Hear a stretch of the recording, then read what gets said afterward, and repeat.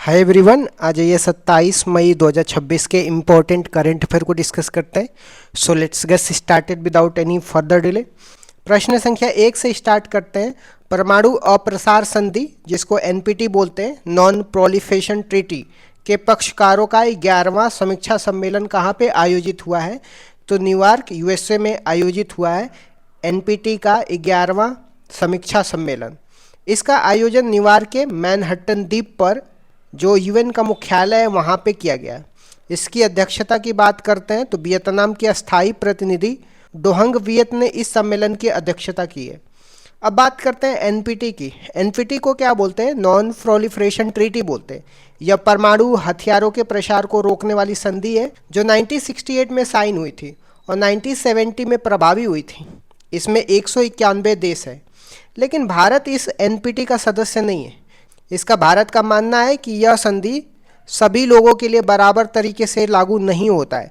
भारत का मानना है कि कुछ देश जो परमाणु हथियार बना लिए हैं और इसके बाद सभी लोगों पर नॉन प्रोलिफरेशन ट्रीटी लागू कर रहे हैं। न्यूयॉर्क की बात करते हैं, इसे गगनचुंबी इमारतों का शहर बोलते हैं और बिग एप्पल भी कहा जाता है। न्यूयॉर्क हडसन नदी के किनारे स्थित है, तो ये भी आपको ध्यान में रखना है। नेक्स्ट क्वेश्चन में आते हैं। भारतीय सेना ने हाल ही में कौन से दो महत्वपूर्ण एआई आधारित एप्लीकेशन लॉन्च किया है? क्यूब फोर्स और कौटिल्य, दो एआई आधारित एप्लीकेशन भारतीय सेना ने लॉन्च किया है। क्यूब फोर्स की बात करते हैं, यह लॉजिस्टिक, रसद और इन्वेंट्री प्लेटफॉर्म को एक साथ जोड़ने के लिए बनाया गया है। कौटिल्य की बात करते हैं, यह एआई आधारित कमांड इंटेलिजेंस प्लेटफॉर्म है, जिसका उद्देश्य डेटा का विश्लेषण करना है। भारतीय सैन्य में कुछ नियुक्तियों की बात करते हैं। भारत के तीसरे सीडीएस एन राजा सुब्रमणी होंगे और वर्तमान में थल सेना के प्रमुख की बात करते हैं तो उपेंद्र द्विवेदी हैं, तो ये भी आपको ध्यान में रखना है। नेक्स्ट क्वेश्चन में आते हैं। पहली वर्ल्ड योगासन चैंपियनशिप 2026 का आयोजन कहाँ पे किया जाएगा? तो अहमदाबाद, गुजरात में जून 2026 में किया जाएगा। इसके मैस्कॉट की बात करते हैं तो इसका शुभंकर वीर शेर है और इसे केंद्रीय खेल मंत्री मनसुख मंडाविया ने लॉन्च किया है। इसमें 60 से अधिक देश भाग लेंगे। अहमदाबाद की बात करते हैं, यह कांकड़िया झील और साबरमती नदी के किनारे स्थित है। 2030 के राष्ट्रमंडल खेलों, जिसको कॉमनवेल्थ गेम बोलते हैं, इसका आयोजन अहमदाबाद में ही होगा, तो ये भी आपको ध्यान में रखना है। नेक्स्ट क्वेश्चन में आते हैं। संसद रत्न पुरस्कार 2026 के लिए किन महिला सांसदों को चुना गया है? तो मेघा कुलकर्णी और स्मिता उदयबाग को संसद रत्न पुरस्कार 2026 के लिए चुना गया है। कुल 12 सांसदों को यह पुरस्कार मिला है, जिसमें 10 लोकसभा से और 2 राज्यसभा से होंगे। मेघा कुलकर्णी पुणे से हैं और स्मिता उदयबाग जलगांव से राज्यसभा के सांसद हैं। इस पुरस्कार की शुरुआत 2010 में डॉक्टर एपीजे अब्दुल कलाम की प्रेरणा से हुई थी। इसे चेन्नई का प्राइम पॉइंट फाउंडेशन प्रदान करता है, तो ये भी आपको ध्यान में रखना है। नेक्स्ट क्वेश्चन में आते हैं। केंद्र सरकार ने ब्रह्मपुत्र समीक्षा बोर्ड में किन राज्यों को शामिल किया है? तो सिक्किम और पश्चिम बंगाल को शामिल किया है। इन्हें तीस्ता नदी अपवाह क्षेत्र के कारण शामिल किया गया है, जो बाद में ब्रह्मपुत्र जमुना में मिल जाती है। ब्रह्मपुत्र नदी की बात करते हैं, इसे तिब्बत में सांगपो और बांग्लादेश में जमुना नदी कहते हैं। इस बोर्ड के अध्यक्ष भारत के जल शक्ति मंत्री सीआर पाटिल होंगे, तो ये भी आपको ध्यान में रखना है। यहाँ पे आपको रिवर सिस्टम से रिलेटेड यूपीएससी में 2026 के क्वेश्चन भी दिया हुआ है, तो ये भी आप देख सकते हैं। इसमें क्वेश्चन दिया गया है, एक ऐसी नदी है जो एंटीसीडेंट ड्रेनेज सिस्टम बनाती है, 3 देशों से होकर गुजरती है। इसका ओरिजिन तिब्बत प्लेट्यू से होता है और ये डिस्ट्रीब्यूटरीज नहीं बनाती है। इन ऑप्शन में से जो 3 देशों से नदी जाती है, उसमें ब्रह्मपुत्र है, इंडस है और सतलज है। तीस्ता नदी भारत और बांग्लादेश केवल 2 ही देशों से जाती है, तो तीस्ता नदी तो नहीं होगा। ब्रह्मपुत्र और इंडस की बात करते हैं तो ये दोनों कहीं ना कहीं समुद्र में मिलती है और डिस्ट्रीब्यूटरीज बनाती हैं, लेकिन सतलज एक ऐसी नदी है जो इंडस रिवर में जाके मिलती है और ये डिस्ट्रीब्यूटरीज नहीं बनाती है, तो इसका ऑप्शन सी होगा, सतलज रिवर होगा। यहाँ पे मैप में भी आप देख सकते हैं, ब्रह्मपुत्र यहाँ से तिब्बत से निकल करके भारत और बांग्लादेश में जाती है 3 देशों से। यहाँ पे इंडस भी तिब्बत से निकल करके भारत और पाकिस्तान में जाती है। सतलज देखिए, सतलज जो है तिब्बत से निकल करके भारत पाकिस्तान तक जाती है, लेकिन ये डिस्ट्रीब्यूटरीज नहीं बनाती है, ये जाके इंडस में जुड़ जाती है, तो इस वजह से सतलज रिवर होगा। यहाँ पे तीस्ता रिवर है जो सिक्किम से निकल करके बांग्लादेश में ब्रह्मपुत्र नदी में मिलती है, तो ऑप्शन नंबर डी तो नहीं होगा, तो इसमें आंसर सतलज रिवर होगा।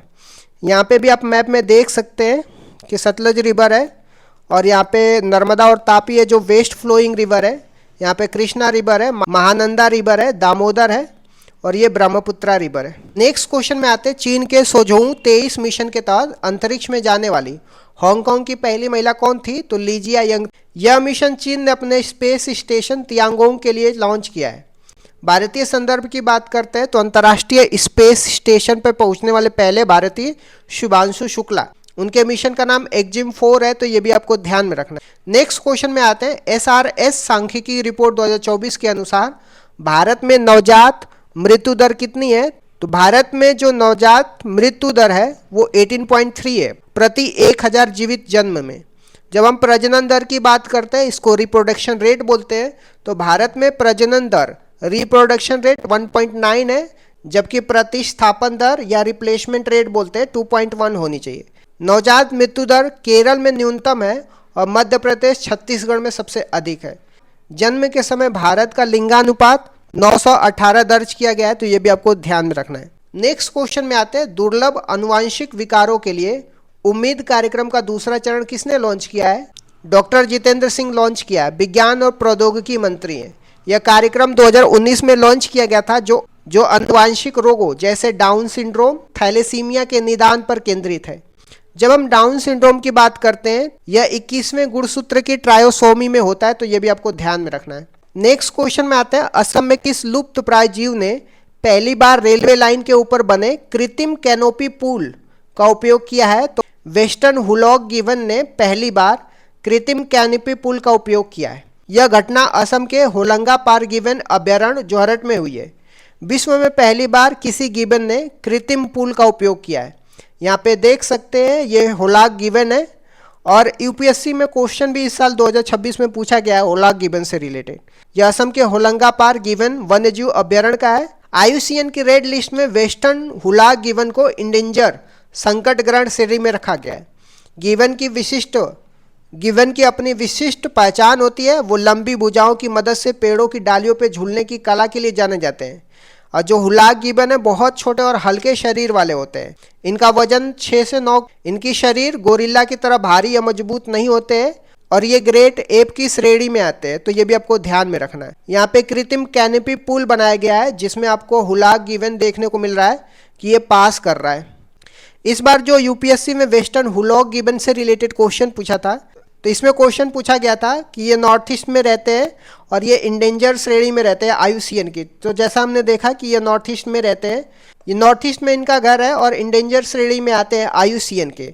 इनके अंदर झूलने की कला होती है और ये बल्कि नहीं होते, ये गोरिल्ला की तरह भारी या बल्कि नहीं होते, बल्कि 6 से 9 किलो के होते हैं। जब इसमें आप थर्ड ऑप्शन को कट करोगे तो option B is the correct option होगा। आ जाते हैं कुछ इंपॉर्टेंट महत्वपूर्ण रिवीजन की बात करते हैं।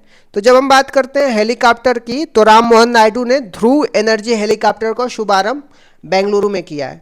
मौलिक अधिकार की बात करते हैं तो सुप्रीम कोर्ट ने पासपोर्ट के अधिकार को अनुच्छेद 21 के तहत मौलिक अधिकार घोषित किया है। बैडमिंटन की बात करते हैं तो 27वीं महिला senior national badminton champion Surya Tamiri ने जीती है। यूरो मुद्रा की बात करते हैं तो यूरो को अपनाने वाला 21वां देश बुल्गारिया बना है। साउथ पोल की बात करते हैं तो 18 साल की उम्र में साउथ पोल तक स्की करने वाले पहले भारतीय महिला काम्या कार्तिकेयन है। G7 की बात करते हैं तो 52nd G7 शिखर सम्मेलन 2026 की मेजबानी फ्रांस करेगा। वंदे भारत ट्रेन की बात करते हैं तो पहली वंदे भारत स्लीपर ट्रेन गुवाहाटी और हावड़ा के बीच में शुरू की गई है।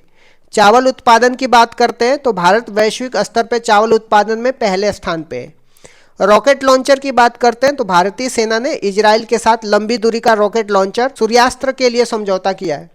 AI क्लिनिक की बात करते हैं तो भारत का पहला सरकारी AI clinic centre greater Noida में खुला है।